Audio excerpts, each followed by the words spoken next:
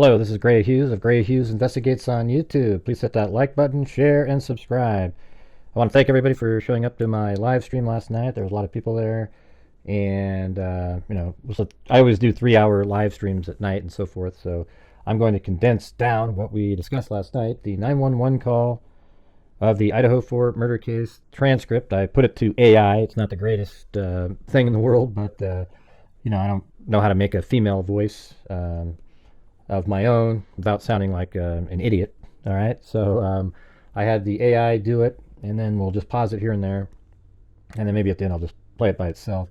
And then we also have the text messages between Dylan Mortensen and Bethany Funk right around the time of the homicides. I think that's really, really important information. All right, so let's get started on the 911 call right now. 911, location of your emergency. Hi, something is happening. Something happened in our house. We don't know what. We have... What is the address of the emergency? 1122. No, don't. What is the rest of the address? Oh, Kings Road. Okay. So obviously when you hear it it probably went, oh, Kings Road.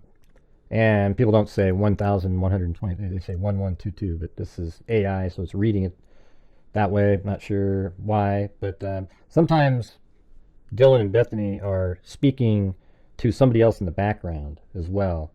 Like when it says, no, don't, that means they're talking to somebody else. And is that a house or an apartment?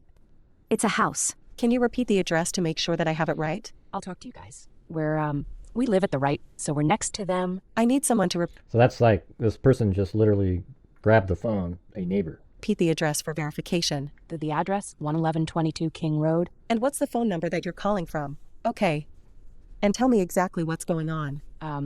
One of the roommates who's passed out and she was drunk last night and she's not waking up.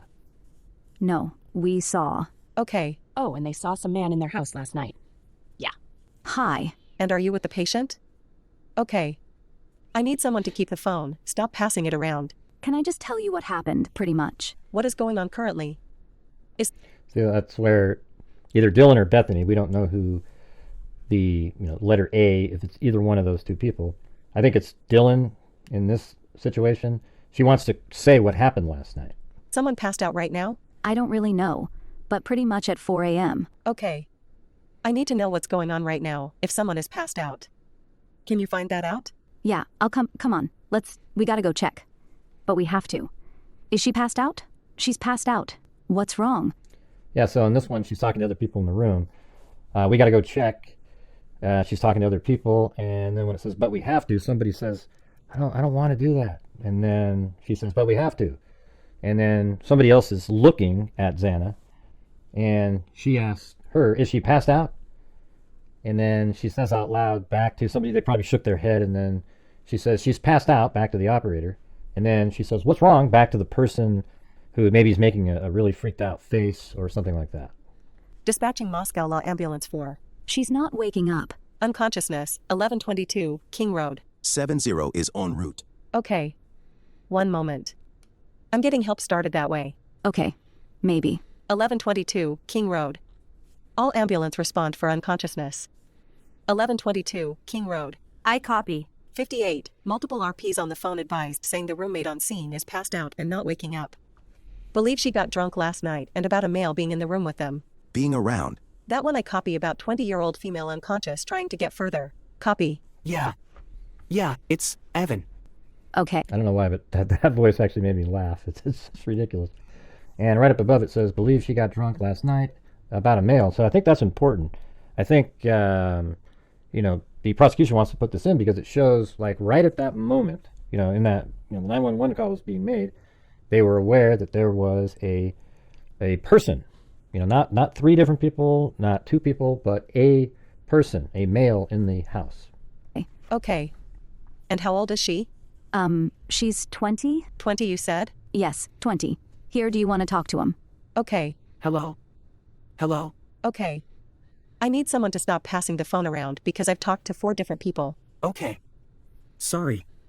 They just gave me the phone. Is she breathing? Hello? Is she breathing? No. Okay. En route. Bethany or Dylan, I need you to talking to them, okay? I can't talk to them. I need you to talk to them. Okay. Hello? Okay. I have already sent the ambulance and law enforcement. Stay on the line. Okay. If there is a defibrillator available, send someone to get it now and tell me when you have it. Units responding RPs advising. The patient is not conscious, not breathing. Okay. If there is a defibrillator available, send someone to get it now and tell me when you have it. We don't have one. Unconscious, not breathing. Do you have a defibrillator? Yep. Yes, we have one. But are you talking to the officer? Yes. Okay. I'm gonna let you go since he's there with you and can help you. Okay. Thank you. Bye. Okay. Moscow 46 out. Copy. 13, I think we have a homicide. Moscow Engine 20 is en route. 1370. 70. 107 are related. All right, well, there you have it. That is the 911 now. I will play it again right now without me interrupting. 911, location of your emergency. Hi, something is happening. Something happened in our house. We don't know what. We have What is the address of the emergency? 1122. No, don't. What is the rest of the address? O Kings Road. Okay. And is that a house or an apartment? It's a house. Can you repeat the address to make sure that I have it right? I'll talk to you guys. We live at the right, so we're next to them. I need someone to repeat the address for verification. The address, 11122 King Road. And what's the phone number that you're calling from? Okay. And tell me exactly what's going on. One of the roommates who's passed out and she was drunk last night and she's not waking up. No, we saw. Okay. Oh, and they saw some man in their house last night. Yeah. Hi. And are you with the patient? Okay. I need someone to keep the phone. Stop passing it around. Can I just tell you what happened, pretty much? What is going on currently? Is someone passed out right now? I don't really know, but pretty much at 4 a.m. Okay. I need to know what's going on right now, if someone is passed out. Can you find that out? Yeah, I'll come on. We gotta go check. But we have to. Is she passed out? She's passed out. What's wrong? Dispatching Moscow Law Ambulance 4. She's not waking up. Unconsciousness, 1122, King Road. 70 is en route. Okay. One moment. I'm getting help started that way. Okay, maybe. 1122, King Road. All ambulance respond for unconsciousness. 1122, King Road. I copy. 58, multiple RPs on the phone advised saying the roommate on scene is passed out and not waking up. Believe she got drunk last night and about a male being in the room with them. Being around. That one I copy about 20-year-old female unconscious trying to get further. Copy. Yeah. Yeah, it's Evan. Okay. Okay. And how old is she? She's 20? 20 you said? Yes, 20. Here, do you want to talk to him? Okay. Hello? Hello? Okay. I need someone to stop passing the phone around because I've talked to 4 different people. Okay. Sorry. They just gave me the phone. Is she breathing? Hello? Is she breathing? No. Okay. En route. Bethany or Dylan, I need you to talking to them, okay? I can't talk to them. I need you to talk to them. Okay. Hello? Okay. I have already sent the ambulance and law enforcement. Stay on the line. Okay. If there is a defibrillator available, send someone to get it now and tell me when you have it. Units responding RPs advising. The patient is not conscious, not breathing. Okay. If there is a defibrillator available, send someone to get it now and tell me when you have it. We don't have one. Unconscious, not breathing. Do you have a defibrillator? Yep. Yes, we have one. But are you talking to the officer? Yes. Okay. I'm gonna let you go since he's there with you and can help you. Okay. Thank you. Bye. Okay. Moscow 46 out. Copy. 13, I think we have a homicide. Moscow Engine 20 is en route. 1370. 70. 107 are related. Okay, and regarding the text messaging in the document, there's a lot of sort of legal information up here, etc. But I'm just going to skip down to the portion where it discusses the text message exchange. So it says, Dylan Mortensen's phone records contained in Exhibit S1 for November 13, 2022, and Bethany Funk's testimony contained in Exhibit S2 as to what Dylan Mortensen told her should be allowed at trial. In the case at bar, starting at November 13, 2022, at 2:10:29, Dylan Mortensen, this is AM, Dylan Mortensen sends a text message to E.G., the Uber driver, to inquire if he is driving. The state submits this text message exchange is not hearsay because it will not be offered for the truth of the matter asserted, i.e., Uber driver status. Instead, it would be offered to show a timeline for the night, i.e., Dylan Mortensen was awake and texting at 2:10:29. From 4:19:07 to 4:21:50 a.m., Dylan Mortensen attempts to call Bethany Funk, Xana Kernodle, Kaylee Gonzalez, and Madison Mogan. All calls went unanswered, so even Bethany Funk's, so she was probably sleeping at that point. The records of these calls are not hearsay, as they each do not meet the definition of a statement: oral assertion, written assertion, or nonverbal conduct intended as an assertion under IRE 801A. And these text messages right here are from 4:22:08 to 4:24:27. Now you can see right here that she was actually texting at 4:19, or at least trying to call or get a hold of, it looks like, was awake and texting, and she attempted to call from 4:19 to 4:21. And then after that, there was a text message exchange. So, and interestingly, maybe she woke up Bethany Funk on one of her phone calls, and now she's awake to be able to text. So we have Dylan Mortensen said to Bethany Funk, "No one is answering." Then Dylan Mortensen to Bethany Funk said again, "I'm really confused right now." Then Dylan Mortensen said sent to Kaylee Gonzalez, these are text messages, and just said, "Kaylee, what's going on?" So that means this is after they've already been killed, because this is 4:22 to 4:24, so that must mean that she heard noises up there and really wants to figure out what the hell's happening, but is too afraid to leave her room at that point to find out. And then Bethany Funk sent to Dylan Mortensen and said, "Yeah, dude, what the F?" So there's missing conversation here, that they were conversing back and forth, but we're not seeing it right here. And then Bethany Funk said to Dylan Mortensen, "Xana was wearing all black." All right, so she makes that statement because they had already been communicating. And then Dylan Mortensen said to Bethany Funk, "I'm freaking out right now." And then Dylan Mortensen also texted to Bethany Funk, "No, it's like a ski mask almost like they were having a conversation prior. Now she's sort of correcting Bethany Funk, because Bethany Funk lives on the first floor. It would not have seen that individual." And then Bethany Funk was like, "STFU, no way," kind of thing, right? Then Bethany Funk also then messaged, "Actually," like literally, like, she's just dumbfounded. And then Dylan Mortensen said to Bethany Funk, like he had something over his head and a little around his mouth. And then Dylan Mortensen said to Bethany Funk, "I'm not kidding. I'm so freaked out." And then Bethany Funk said, "So am I." Then Dylan Mortensen wrote back, "My phone is going to die, F." Then Bethany Funk said to Dylan Mortensen, "Come to my room, run, down here." And what's interesting about this is it mentions a person, a male, wearing a balaclava. Okay, now if you remember, that's exactly the type of information that the defense wants removed, because that was in the memory of Dylan Mortensen when she was being interviewed. She mentioned that person who wants to remove, but the fact that it's in this text exchange, contemporaneously, like right at the time that this was going on, adds absolute credibility to what Dylan Mortensen was saying, because right here she's already mentioning a male wearing a all black and wearing a balaclava. Okay, because it says Xana was wearing all black, but that was what the killer, the intruder, was wearing, Brian Kohberger. All right, so let's go down here. All of the above declarations are present sense impressions and excited utterances. This is supported by Dylan Mortensen's grand jury testimony, where she indicates she just witnessed a startling event, heard noises in residence, and saw unknown male in the residence. The declarations indicate both Bethany Funk and Dylan Mortensen are trying to make sense of the startling event, contemporaneously or immediately following the startling event, i.e., no time for reflection or fabrication. And Dylan Mortensen's grand jury testimony, they want you to take a look at that.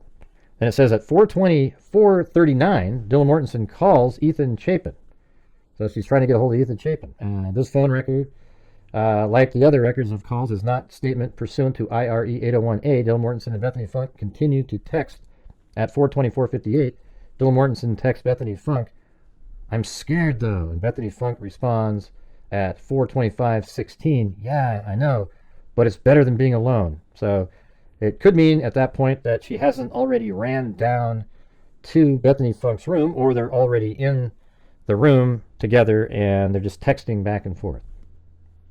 But it could mean like, "Hey, come here, it's better than being alone," that type of thing.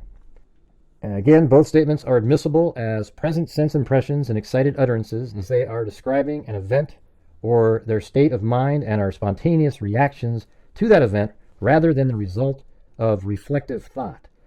So when she was being interviewed a day later and the day after that, those are reflective thought, right? But it's interesting that as the events were happening, she said the same thing regarding a person wearing all black and had a mask over their face like a balaclava. All right. Then at 4:47, Dylan Mortensen calls Gonzalez. And at 4:02, and there's no answer, right? So none of these phone calls get answered. And then at 4:28:44, Dylan Mortensen calls Kernodle, and it goes unanswered. These are not statements pursuant to IRE 801A. At 4:32:57, Dylan Mortensen sends text messages to Gonzalez stating, "Please answer. This statement is a present sense impression." Dylan Mortensen's perception of events and an excited utterance, spontaneous reaction to the event rather than the result of reflective thought. The next morning, Dylan Mortensen sends the following text messages starting at 10:23:23. She sends messages to Kaylee Gonzalez, Madison Mogan, and then Kaylee Gonzalez again. The first message was, "Please answer." And then to Madison Mogan, "Are you up?" And then to Gonzalez, "Are you up?" Also says the same thing. These text messages are not hearsay because they will not be introduced for the truth of the matter asserted. Even if deemed hearsay, they are allowable as present sense impressions as they reflect a consistency and continuation of Dylan Mortensen's text messages from the night prior. And when they say night prior, they just mean really early morning hours. At 11:39:09, Dylan Mortensen has a text exchange with her father. These statements are not hearsay, as they will not be introduced for the truth of the matter asserted, but instead to show a timeline for the morning. I'd love to see what she was saying to her father. Probably had some more detail about what she saw. And then 11:50:55, Dylan Mortensen receives a text message from Jay stating, "Bro, this text message will not be introduced for the truth of the matter asserted." At 11:50:58, Dylan Mortensen calls EA. This phone record is not a statement pursuant to IRE 801. Receives text messages from Jay at 11:51:01 and a vandal alert at 1:04:01. So those are all just going to be used for timeline information right there. But this right here absolutely should be able to be used because that is right as this was happening. Think about this. This is 4:22:08. And that means, remember, the car is speeding away at a high rate of speed. And you can see right here, look at the vehicle speeding away at a high rate of speed at 4:20 and 47 seconds. And I think if you go back to the information that they provided above, where it mentions at 4:19:07, she was attempting to make phone calls. I think at that point she's very certain that the killer's already left the home. So if the killer leaves the home at the latest at 4:19:07, that means there was time taken by the vehicle before the vehicle took off and drove away at a high rate of speed. And I think that's where the blood spatter mitigation was taking place. I think he actually left the house at around 4:18 at the latest, but maybe even like 4:17 and something, right when the dog was barking. Maybe the dog actually followed Kohberger out the door when he left through the sliding glass door. And so the time of that barking might indicate exactly when he was leaving the residence. And then I think he spent 2 to 3 minutes with, doing blood spatter mitigation. And he realized it was kind of taking him too long, and that's why he sped away at a high rate of speed. And it's really interesting, some of this timeline information. 4:19:07 is really important because you know that Dylan knows at that point that the killer is not in the house, right? And then you see it leaving at a high rate of speed at 4:20 and 47 seconds. See that? And so that means probably 4:20:38 or so is when it actually took off. But there's a lot of time that Kohberger took before driving away in his vehicle. Okay, so I'm just going to read these text exchanges really quick without me commenting. And you can see who it's from on the screen, all right? Let me zoom in so it's really clear, all right? There we go. No one is answering. I'm really confused right now. Kaylee, what's going on? Yeah, dude, what the F? Xana was wearing all black? I'm freaking out right now. No, it's like a ski mask almost. Shut the F up. Actually, like he had something over his forehead and a little around his mouth. Bethany Funk, I'm not kidding. I'm so freaked out. So am I. My phone is going to die. F. Come to my room. Run. Down here. And there you have it, you guys. So this is really awesome new information for the people out there following the case. It gives you a little bit more insight into what was going on. I think Bethany Funk and Dylan Mortensen, based on these text messages, should squash all of the people out there that are accusing them over and over and over again of being involved, when you can see that they're actually just having a conversation on their phone. Except now you'll see YouTubers out there pretend that they came up with a script to text each other back and forth to make it look like they weren't involved. Okay, and that's how crazy people are. Does that sound reasonable to you that people would do that? And the answer is no. So you can see how freaked out Bethany Funk and Dylan Mortensen were. They didn't want to go out of their room to check and see what happened, but weren't sure, likely, I would think, that they should call the police because they didn't know what actually happened. They just saw a person walking around and they heard sounds, and obviously uncomfortable sounds, and that's why Dylan Mortensen opened her door 3 different times. Okay, but you can see how scared they were. And then she eventually does run down the stairs and go into Bethany Funk's room. And I think they may have even fallen asleep at some point because there was no more noise. But I don't know how well you would have slept because they attempted to call Kaylee, and I think they tried to text Madison and Kaylee after that, and nobody answered. And by after that, I mean after the killer left the house. We don't know exactly when Dylan Mortensen ran down to Bethany Funk's room. Okay? All right, guys, I hope you guys found this interesting. Thank you very much for watching. If you could hit that like button for me, I'd really appreciate it. And also, I don't know if you guys remember, but I covered, I think it was a 2 or 3 part series on the missing Martin family in Oregon in 1958. And they've always thought the car went in the water near Cascade Locks, and a diver who's been looking for it for 7 years apparently has just found their vehicle. If you guys remember, the 2 of the girls of the family of 5 floated about 5 months later, came out of the vehicle and floated down the stream by the locks. And if you remember, there were 2 girls that floated out of the vehicle and floated downstream, and it was near the locks. And now they've actually found the vehicle.